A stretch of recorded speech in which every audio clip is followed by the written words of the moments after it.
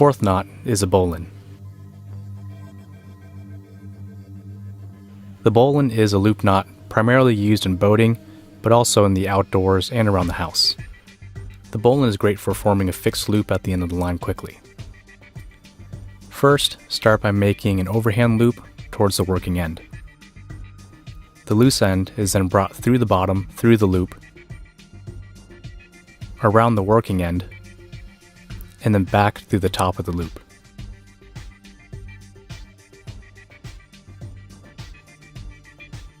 To do this quickly, I swoop around the working end and rotate my wrist. This forms a loop. The line can be put around the working end, brought through the loop, and then tightened back up. With a little bit of practice, you can do this one-handed. And this is what it should look like when you're done.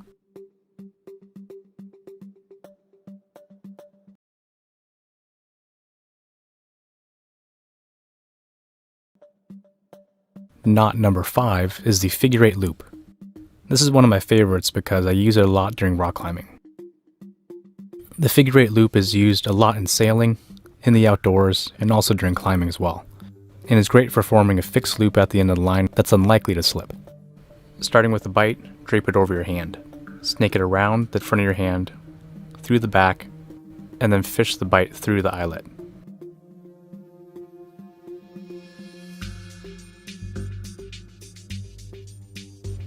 Another way to do this is to bend the bite and twist it 2 times.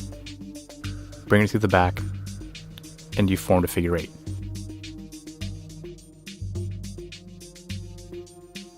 If you're attaching through a fixed loop, you're going to need to do a figure 8 follow through. Start by making a single figure 8 with 1 strand.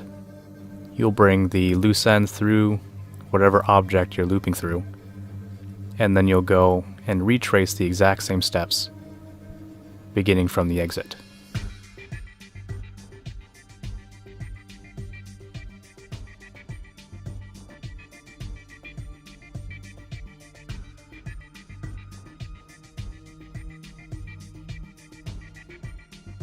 When you're done, make sure that everything is dressed so that everything lays nice and flat.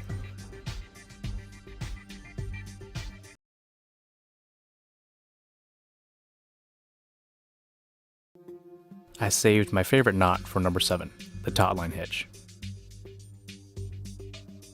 The taut line hitch is an adjustable loop used a lot in boating, outdoors, and home and garden. Its primary function is to adjust tension on the line. Fish the non-working end through whatever you're going to be attaching to. Form a loop and do 2 passes on the inside of that loop.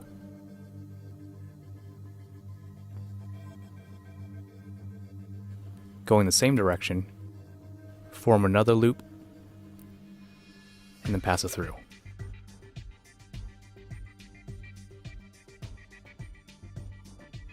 You know you've done this right when the loop goes one way and your trailing end goes the other way.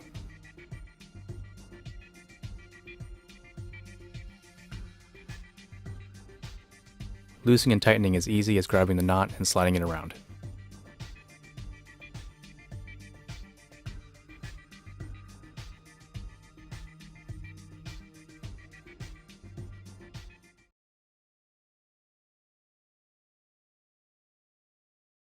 The double fisherman's knot is commonly used to join 2 pieces of cord or rope, and it is a strangle knot, which means that under pressure it tightens up even more.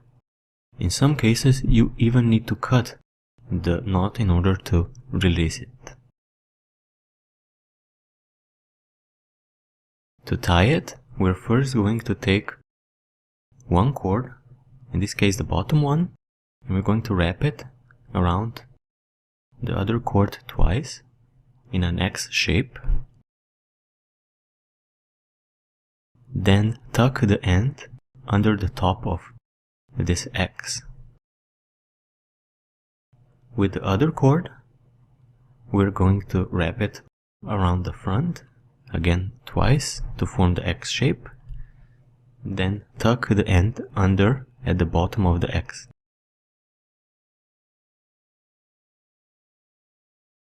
tighten up this knot as well and pull on the cords. This creates the bind that is extremely strong.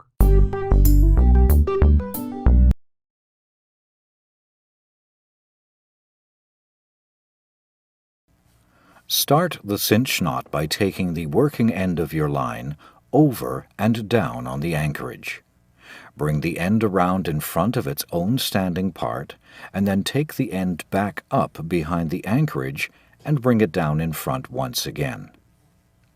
Tuck the end through the bight, and with it now parallel to the standing part, pull snugly. To make this knot more secure and more useful, tuck the working end back through the basic knot, and you'll see that it holds much better.